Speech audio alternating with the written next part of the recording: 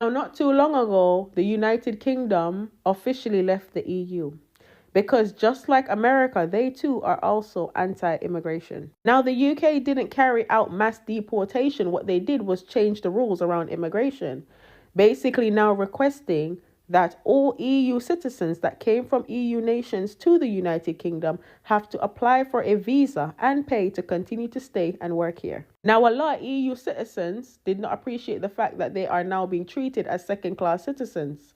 So you know what they did? They voluntarily packed up, a majority of them, and they went home. Upon them leaving, petrol stations were temporarily closed down because there was no truck drivers to deliver the petrol.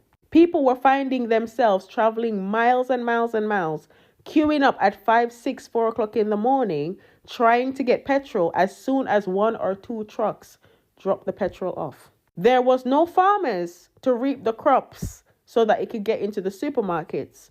So supermarkets were also empty. Even things as common as eggs, you could not find in supermarkets. And it was so bad that the British government had to end up going on TV begging these people to come back.